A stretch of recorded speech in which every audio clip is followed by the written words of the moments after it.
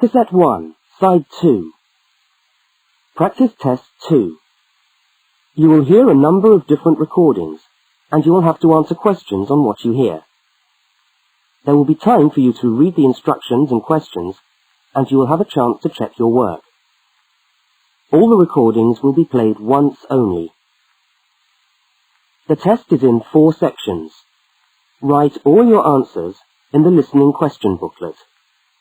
At the end of the test, you will be given 10 minutes to transfer your answers to an answer sheet. Now turn to section 1 of your question booklet.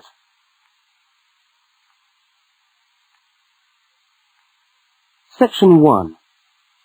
In this section, you will hear 2 overseas students, Kate and Lukey, being interviewed by a university counsellor. First look at questions 1 to 5.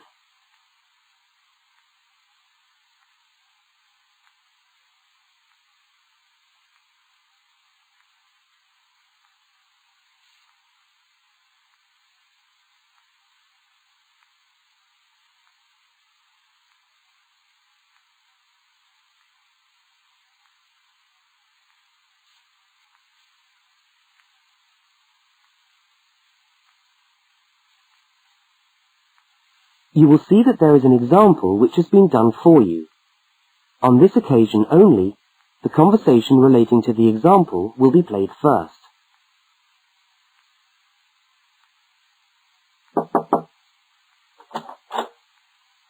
Hi there, Kate. Come on in. How are you today? Fine, thanks. Hi, Lukey. How's things? Okay. Well, as I explained on the phone, I'm a counsellor here at the Student Services section of the university. And I'm interviewing overseas students to help me draw up a guide for new students. So I'd be grateful if you could tell me a little about your time since you've been here in Cambridge. Right. Good idea. Now, Kate, let's start with you. Okay. This is your 2nd semester, isn't it? Could you tell us something about your first impressions of the town when you arrived? Yeah. Well, first of all, I was struck by how quiet it is here in the evening. Kate's first impression of the town is that it is quiet in the evening, so quiet is the answer. Now we shall begin. You should answer the questions as you listen, because you will not hear the recording a second time. Now listen to the first interview with Kate and complete the notes by filling in the numbered spaces 1 to 5.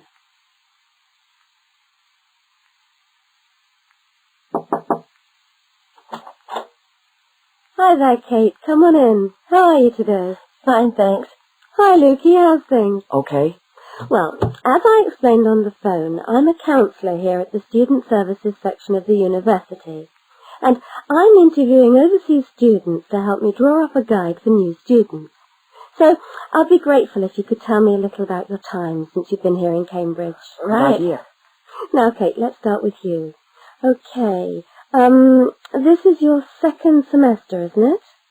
Could you tell us something about your first impressions of the town when you arrived? Yeah. Well, first of all, I was struck by how quiet it is here in the evening. Yeah, I suppose Cambridge is a quiet place. Where did you live when you first arrived? Well, I went straight into student accommodation. It was a kind of student hostel. Ah, right. So, you didn't have to worry about doing your own cooking or anything like that? No, but sometimes I wished I had. The food at the hostel was awful. Oh, dear. But how were the other students? To be honest, I haven't managed to make many friends, even though the place is full. People seem to keep to themselves. They're not really very friendly. Oh, I'm sorry to hear that. Well, what about the actual course? You're studying, I'm doing a master's by coursework in environmental studies. Oh, right. And how are you finding that? Yeah, well, it's been pretty good, really. I've enjoyed the course, but I feel there hasn't been enough contact with the lecturers. Oh. They all seem to be incredibly busy. The only chance I've really had to talk to them was on the field trip. Well, that's no good. Could anything be done to improve the course, in your opinion? Well, I think it would be helpful to have meetings with lecturers on the course. say once a fortnight, something like that. Regular meetings. Yes, that could certainly help. Now, Kate, we'll come back to you in a minute, but I'd just like to ask Lukey some questions. Before they continue the interview, look at questions 6 to 10.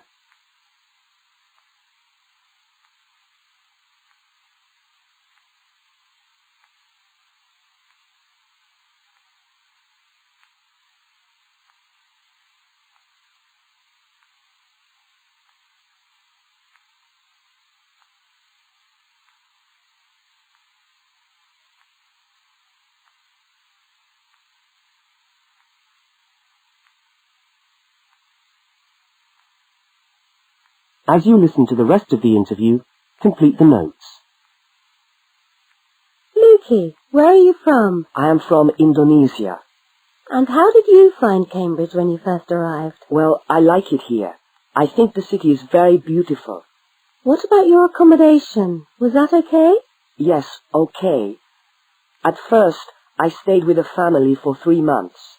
They were very kind to me, but they had 3 young children and I found it difficult to study. Right, I see. So after 3 months, I moved out, and now I live with 2 other students in a student house. It's much cheaper and we like it there. Good. And, what about your studies? What are you studying? I'm doing a Bachelor of Computing. Computing, I see. Apart from the language difficulties, if you can separate them, how have you found the course? Okay, but... Yes, go on. Well, the main difficulty for me is getting time on the computers in the computer room. It's always busy and this makes it very hard to do my practical work. Yes, I'm sure it would. Can you reserve time in the computer room? No, you can't. But it would certainly help if we could reserve computer time. Yes, I'll look into that and see if something can't be done to improve things over there. Now, let's go back to Kate. That is the end of section 1. You now have half a minute to check your answers.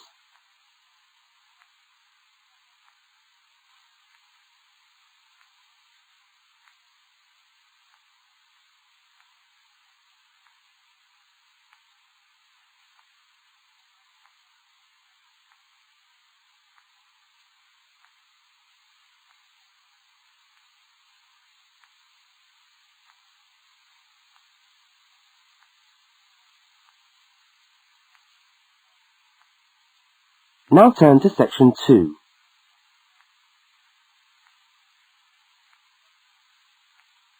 Section 2. You are going to hear a radio tour about buying a bicycle.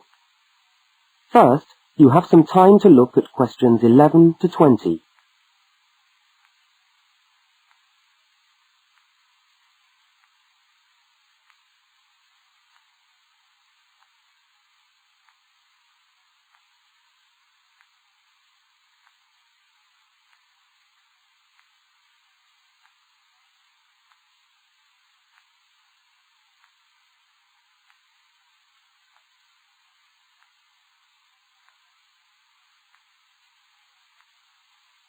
Now listen to the first part of the talk and complete the notes by filling in the numbered spaces 11 to 20. Well, last week we talked about buying camping equipment, and today I'd like to talk to you about buying a bicycle. A simple enough exercise, you might imagine, but there are lots of things to look out for to make sure you get the best deal for your money. Well, the range of bicycles is enormous. There are racing bikes, touring bikes, mountain bikes, or just plain ordinary bikes for riding around town. They vary enormously in 2 basic ways: price and quality. This means that the choice you make will probably be determined by the amount of money you want to pay, your own personal needs, what is actually available, or a compromise of all 3 things. However, in broad terms, you can spend anything from $50 to $2,000 on a bike, so you'll need to know what you're looking for. Single-speed cycles, that is bikes with no gears, are really only suited to short, casual rides. Their attraction is their simplicity and reliability. After years of neglect, they still manage to function, though not always too efficiently. If it's basic transport you're after, then you can't go wrong. 3-speed cycles, on the other hand, are all that is really necessary for most town riding, going to the shops and things like that. Like the single-speed bike, they're simple and reliable. If you are going to be going up and down lots of hills, then you'll probably want something more efficient. 5 and 10-speed bicycles are best suited to riding over long distances or hilly terrain, and to serious touring. So if it's serious touring you're interested in, get a 5 or 10-speed bike. However, it's worth remembering that the difference in price between a 5 and 10-speed cycle is usually very little, and so it's well worth paying that little bit extra to get the 10-speed one. So I would tend to recommend the 10-speed bike as the price is similar. However, you'll be getting better quality components. Now the next thing we need to look at is size. Buying a cycle is like buying clothes. First of all, you find the right size, and then you try it on to see if it fits. Contrary to what you might imagine, the size of the cycle is not determined by the size of the wheels, except in children's cycles, but by the size of the frame. So you'll need to measure the length of your legs and arms to get a frame that is the right size for you. Well, that's all from Helpful Hints for today. That is the end of section 2. You now have half a minute to check your answers.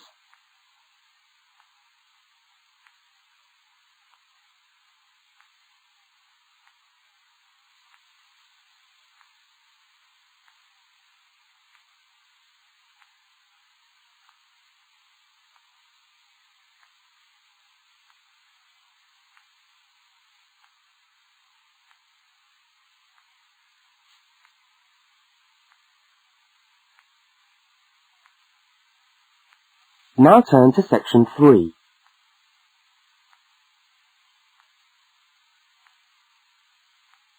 Section 3. In this section, you will hear a conversation between two students, Fiona and Martin, talking about a tutorial topic. First, look at questions 21 to 24.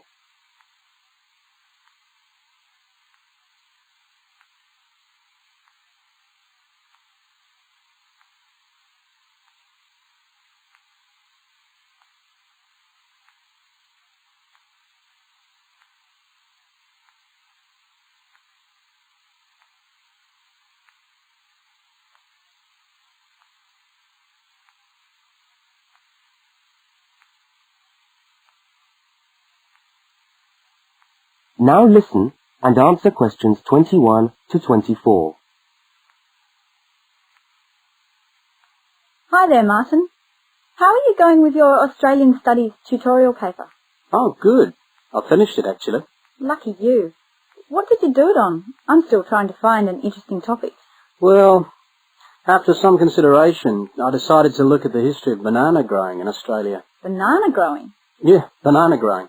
Fascinating, I'm sure. Well, it's not as boring as you'd think. And I wanted to tie it into the work I've been doing on primary industries and the economy. Anyway, I bet there are a few things you didn't know about bananas. Such as? Such as the fact that bananas were among the first plants ever to be domesticated. Oh, really? Yeah, they're an extremely nourishing food. I suppose you're going to tell me the whole history of banana growing now, aren't you? Well, it'll be a good practice run for my tutorial next week. I'll do the same for you sometime. Okay, fire away. So where were these bananas first domesticated? According to my research, the Cavendish banana, which is a type of banana, and the first type to be cultivated here, actually originated in China, but they had a fairly roundabout route before they got to Australia. You mean they didn't go straight from China to Australia? No, they didn't. It seems that in 1826, bananas were taken from South China to England. I suppose they'd have made a welcome addition to the English diet. Yes, I'm sure. Well, apparently there was an English duke who was particularly fond of bananas, and he used to cultivate them in his hothouse, which is where you have to grow them in England, of course, because of the cool climate. And they became quite popular in the UK. So he was the one responsible for cultivating the Cavendish banana, which was then introduced into Australia. I see, and we've been growing them ever since. Yeah. Now look at questions 25 to 32.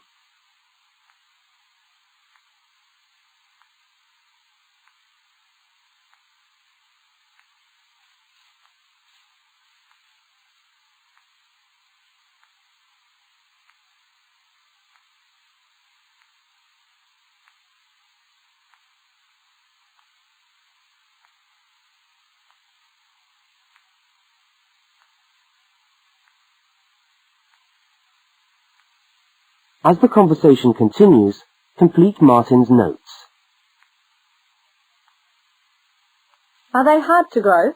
Well, yes and no. To grow them in your garden, no, not really. But to grow them commercially, you need to know what you're doing. You see, you only get one bunch of bananas per tree, and it can take up to 3 years for a tree to bear fruit if you don't do anything special to it. But this period is greatly reduced with modern growing methods, particularly in plantations where you have perfect tropical conditions. Right. So what are you looking at? 1 year? 2 years? No, around 15 months in good conditions for a tree to produce a bunch of bananas. And once you've got your bunch, you cut the bunch and the plant down. So how do the trees reproduce then? Well, bananas are normally grown from suckers, which spring up around the parent plant, usually just above the plant. They tend to like to grow uphill, or at least that's the common wisdom. So that's why banana plantations are usually on hillsides, is it? Yeah, they grow best like that. That's interesting. If you plant them in rich soil and give them plenty of water at the beginning of summer, then they should be well advanced by the beginning of winter, when growth virtually stops. But in a country like England, they're hard to grow. Although you can grow them in a hothouse. But in Australia, it's not difficult. No, though even here, the growers put plastic bags around the bunches to protect them and keep them warm. If you go up to the banana growing districts, you'll see all these banana trees with plastic bags on them. But how do they stop the bananas going bad before they reach the shops? Well, the banana bunches are picked well before the fruit's ripe. Once you cut the bunch, the bananas stop growing, but they do continue to ripen. The interesting thing is that once one banana ripens, it gives off a gas which then helps all the others to ripen. So they pretty much all ripen within a few hours of each other. Amazing. So do we export lots of bananas overseas to Europe and Asia, for instance? Well, oddly enough, no. I believe New Zealand takes a small proportion of the crop, but otherwise, well, they're mostly grown for the domestic market, which is surprising when you think about it, because we grow an enormous number of bananas each year. Yes, well, thank you for all that information. I'm sure the tutorial paper will go really well.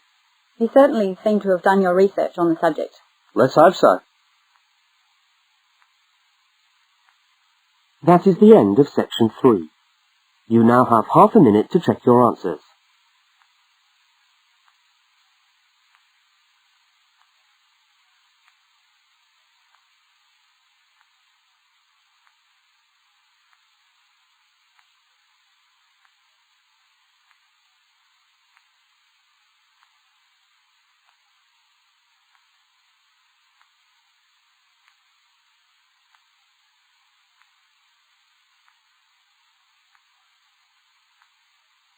Now turn to section 4.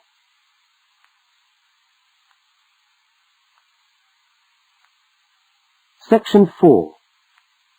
You are going to hear part of a public lecture for new students. First, look at questions 33 to 35.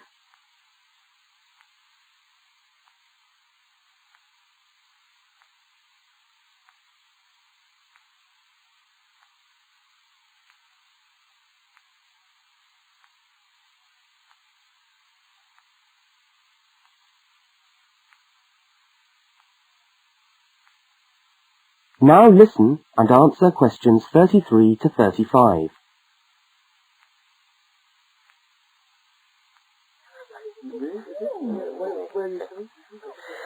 Good morning everyone, and welcome to our regular lecture on health issues. This series of lectures is organised by the Students' Union and is part of the Union's attempt to help you, the students of this university, to stay healthy while coping with study and social life at the same time. So, it's a great pleasure for me to welcome back Ms. Diane Greenbaum, who is a professional dietitian and who has been kind enough to give up her time in what I know is a very hectic schedule to come along and talk to us today. Thank you. Thank you very much, John. May I say it's a pleasure to be back. Now, stresses at university, being away from home and having to look after yourselves, learning your way around the campus, all contribute to making it quite hard sometimes to ensure that your diet is adequate. So, today, I'm going to talk about ways of making sure that you eat well, while at the same time staying within your budget.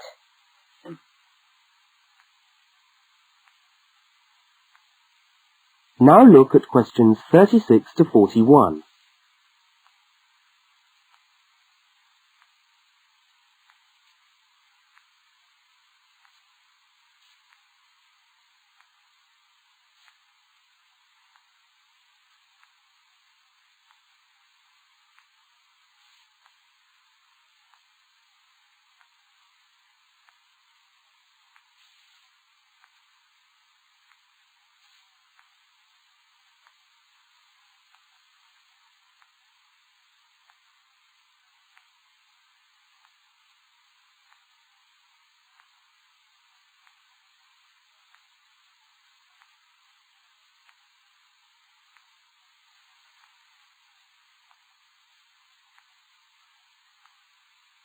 As you listen to the second part of the lecture, complete the notes and diagram in the spaces provided.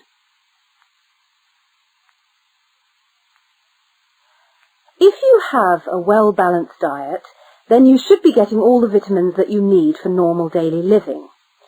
However, sometimes we think we're eating the right foods, but the vitamins are escaping, perhaps as a result of cooking, and anyway, we're not getting the full benefit of them. Now, if you lack vitamins in any way, the solution isn't to rush off and take vitamin pills, though they can sometimes help. No, it's far better to look at your diet and how you prepare your food. So, what are vitamins? Well, the dictionary tells us they are food factors essential in small quantities to maintain life. Now, there are fat-soluble vitamins which can be stored for quite some time by the body, and there are water-soluble vitamins which are removed more rapidly from the body. And so a regular daily intake of these ones is needed. Okay, so how can you ensure that your diet contains enough of the vitamins you need? Well, first of all, you may have to establish some new eating habits. No more chips at the uni canteen, I'm afraid. Now, firstly, you must eat a variety of foods. Then you need to ensure that you eat at least 4 servings of fruit and vegetables daily. Now, you'll need to shop 2 or 3 times a week to make sure that they're fresh, and store your vegetables in the fridge or in a cool, dark place. Now, let's just refresh our memories by looking at the healthy diet pyramid. Okay, can you all see that? Good. Well, now, as you see, we've got 3 levels to our pyramid. At the top, in the smallest area, are the things which we should really be trying to avoid as much as possible. Things like, yes, sugar, salt, butter, all that sort of thing. Next, on the middle of our pyramid, we find the things that we can eat in moderation. Not too much, though. And that's where we find milk, lean meat, fish, nuts, eggs. And then at the bottom of the pyramid are the things that you can eat lots of, because they're the things that are really good for you. Here we have bread, vegetables, and fruit. So, don't lose sight of your healthy diet pyramid when you do your shopping.